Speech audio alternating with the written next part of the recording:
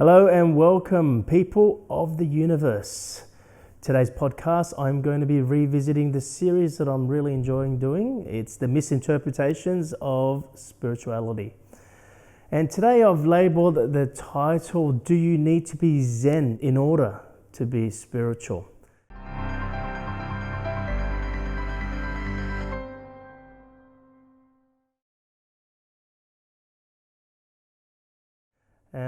I find that when people are on the spiritual path, there is a big focus on, acting the right way, responding in a certain way, maybe with a calm demeanor and slowing everything down because I'm so spiritual. You know what I mean? So that's what I mean by Zen. And of course, I'm not disregarding being Zen. Of course, being Zen or sometimes, I refer being Zen as to being neutral. I want to quickly clarify being neutral doesn't mean being boring. Sometimes people go, oh, that sounds boring. No, neutral means you are connecting to everything. You are not responding just to one thing. You're not emotionally charged with a positive charge or a negative charge. The positive charge and negative charge have come together and neutralized. Okay, that is Zen state. Now, the problem with that is that most people see that, so that is the goal. I need to become Zen. I need to become Zen master. And so to become Zen master, I need to keep my emotions in check. This is the greatest misinterpretation. One of the greatest. It's the greatest for the one I'm talking about right now anyway. This is a great misinterpretation because, yes, you want your emotions to be checked, but you don't want to be suppressing your emotions. I meet sometimes spiritual people, and including myself when I was on my spiritual path, and it's not that I'm not on a spiritual path right now, it's just the word spirituality means something completely different to me, where before it was an idea, it was a parameter, a box that I needed to fit into. It's not that anymore. It's now bringing my true self, my every essence outside and not trying to fit into a box. So spirituality for me today means being myself completely. So my spirituality is always different to your spirituality because we are not the same, although we are the same. We are one of the same, if you like it, from a oneness point of view. We are different expressions of that. We are different versions of the same. Just like you have waves within the ocean. Yes, we are all part of one ocean, but each wave is a different version of the same ocean. So to me, that's what spirituality is. Just to clarify, as I do this podcast series of misinterpretations of spirituality, it's the problem with one of the greatest misinterpretations of spirituality, and I keep saying one of the greatest because there's so many of them, but one of the greatest misinterpretation is that we are trying to fit into a box that someone said that this is what it looks like to be spiritual. And today's podcast is about that. It's about, being Zen. You need to be Zen. You need to be neutral. You need to be a certain way. You need to walk a certain way. You need to, respond a certain way in order for you to fit into that box of spirituality. So the challenge with that, the misinterpretation here is that what most people do when they realize, I need to be Zen master, or I need to become Zen, or I need to be neutral, I need to be detached. The problem with that is what most people do is they suppress the emotions that arises. So when they are feeling excitement or enthused or angry or having a great reaction to something, right, or sadness, what they do is they try to neutralize it in the incorrect way, which is they try to suppress it or disregard it. So they just push it aside or push it in. So you push it aside by disregarding it, by being in denial of it, or you suppress it by pushing it within yourself. And as we all know, whatever we suppress will continue to express itself. It will just keep coming back up. I think one of the spiritual teachings is what you resist will continue to persist. So you've probably heard that in different spiritual teachings. And that is the issue.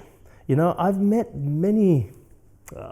met spiritual people in the past where you can see like they are angry about something. Like within themselves, there's this volcano happening, but they will manage it and talk really calmly because the perception or the importance of being perceived to be spiritual or Zen is far more important than actually being Zen itself. So this is what I want to talk to you about today. It's like, well, what do we do about that? Well, the thing is, when we are to become Zen, one needs to address, rather than put something aside or be in denial of it, you need to address it. You need to become aware of it. And if an emotion is arising and you're having anger or super excitement, which is, these positive or negative emotions, you want to address these. And you probably think to yourself, well, hang on a sec, what's wrong with having super excitement and positive reactions? Nothing. The issue can be that when you are super excited and you're being super positive, right, is that you try to stay that way. You try to keep that. You try to manipulate yourself in order to stay positive.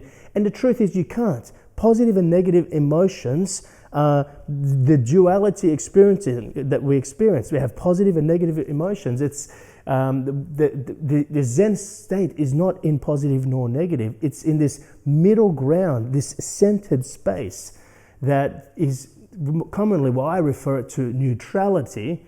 I commonly refer it to expressing our infiniteness. That's when you're experiencing or being in the infiniteness, if you like, oneness. Or in this case, we're talking about being Zen. So to get to that place, what you need to do, you need to acknowledge. So let's talk about positive emotion. Is not easy for people to comprehend straight away because they're thinking, well, what's wrong with positive? That's the thing. So when I talk about negativity, or you're feeling angry, you're feeling sadness, you're feeling resentment, you're feeling guilt, you're feeling jealousy, you go, oh, those things I don't want to feel. Okay, all right, well, let's start with that. Let's talk about those things. The thing is, to be Zen, you don't want to push that aside, as I've just talked about. What you have in your hands, our greatest power that can heal any of those emotions or can neutralize any of those emotions is love. And what I can tell you about love and its energy is that it is an open feeling. It's an open energy. Yes, fear or negative is closed. Okay, you can actually relate to this if you just look at yourself physically and what you do when you're in love or when you're in fear. Maybe a month ago or so, I was at the airport picking up some friends who were visiting from the United States. They were coming to one of my retreats. And as I'm sitting there waiting for them to come out of the gates, I was just watching and I was really appreciating watching people going and picking up their friends. And I love doing that. It's one of my things. As a kid, I used to love watching planes come in. Now I love watching people getting off the planes. It's amazing to see the expressions and the appreciation and the love that is experienced when two people who maybe haven't seen each other for a long time come together and I guess hug each other. And that's the thing. You see, if you think about it, if you haven't seen someone for a long time who you really care about, right? What do you do when you first see them? You open your arms up and you embrace them. Yeah? Listen to this. You open your arms up and you embrace them. See, that's what real love is. It's an open energy. So when you're experiencing these negative emotions, what most people, their normal response is to resist them. Or it's to push them down. And obviously, if you keep pushing emotions down, not only will they continue to persist, but it can cause different diseases and depression. So you don't want to be doing that. But this is the thing, most people keep pushing it down just in order to be Zen.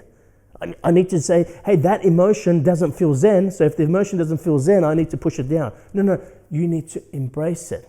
See, what's the opposite of judgment? I talk about this in my WTF experience, the program that I actually run. I talked about judgment, and if you want to transcend judgment or rise above judgment, what is the opposite of judgment? Well, people say, well, it's acceptance. Yes, Correct. It's acceptance. But how do you do acceptance? You can't do acceptance. It's not a doing thing. It's a being thing.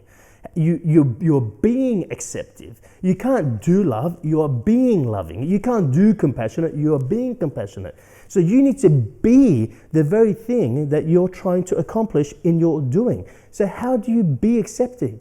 Well, you're being accepting by embracing. The being experience of being accepting is embracing. Just like when you're meeting your friend who's getting off the plane, you are embracing them. So to use the love energy to heal these judgments or these emotions or these anger, or whatever these negative charges that we're talking about, you must embrace them. Not resist them, embrace. Again, I want to remind you that most people will resist them in order to be Zen. But in order for you to be Zen, you must address these. You must embrace these emotions. So you embrace it. So what does that feel like? Well, I can tell you when you begin to embrace an emotion, the first response is that the emotion intensifies. So if you're feeling anger, the anger intensifies. So you've now been you're inviting yourself to now go, hey, this is not working. I need to resist the emotion. I need to push this away. I need to disregard this emotion of anger. No. You need to trust the process and stay open. Stay open and embrace the emotion. Yes, the energy will intensify, but what's happening is that you are becoming one with that energy. Once you become one with that energy, love is healing it. Love is curing it. All right? The energy may intensify, but the charge will dissolve. Now, you may try this and think to yourself, this sounds implausible, I might try this. Yes, you may try it, but let me tell you something. Some of the charges you may have is very deeply ingrained. They're very strong because maybe for many years you've held on to those charges. Maybe for many years you've been suppressing that charge. So don't look for an outcome or result when you do this. You need to trust the process. You need to do this. You need to embrace it. You need to, what I call, sit with it. When I'm teaching, I've been teaching this process for many years, a process of healing. That's what it is. A process of reclaiming your power. But most people think to themselves, when I say to sit with it, they come back, and sometimes I'm having a coaching client come back to me and they say, you know what, Amir, I've been sitting with this thing for 3 months. And I go, well, tell me about how you've been sitting with it. And as they describe it, what I realize is that their attention is purely on the outcome or result, which is to get rid of it. First of all, if you're trying to get rid of it, that's not embracing. Are you going and hugging someone that you haven't seen for a long time to get rid of them? No, you're not, are you? So you are embracing. So again, you cannot put your attention on the outcome and result. And the outcome and result, you're thinking to yourself, is to heal this so I can get rid of it. Right? That is the first mistake that someone makes.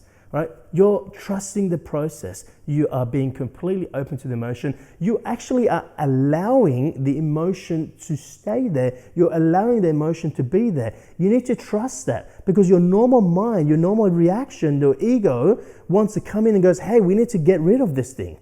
The ego wants to fight with this emotion, which actually fuels it. So this is a very powerful process if you can do it authentically. And authentically means you're doing it without reason. Whenever you place reasons on things, because love doesn't have reasons, whenever you place reasons and add reasons to things, you're no longer doing it authentically. It's not your authentic truth anymore. Right? So you need to actually just first allow this emotion to be there. You're not trying to get rid of it. Forget about this outcome or result of trying to get rid of it or even trying to heal it. You're giving it space. You are allowing it to be there. You are giving it space.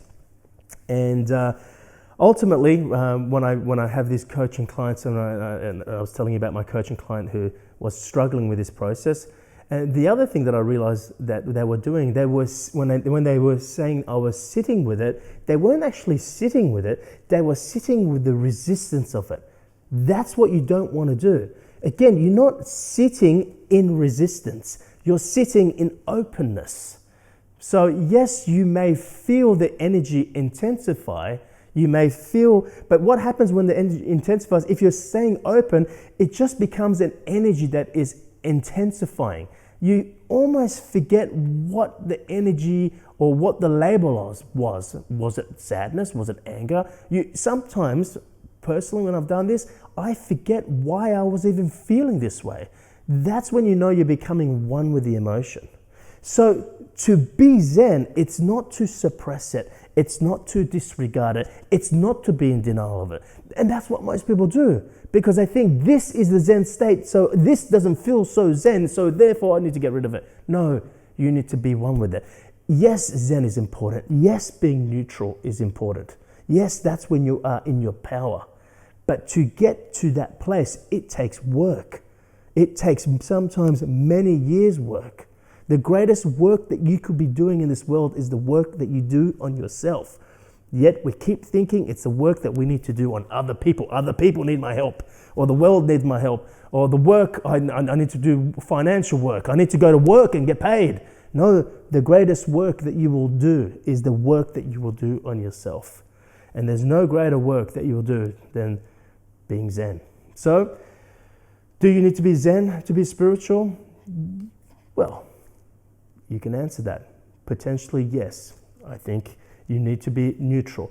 But how you find Zen, how you find neutrality, how you find your true power, that's where the misinterpretation is. I hope that helps you. That's today's podcast. I'll see you next time.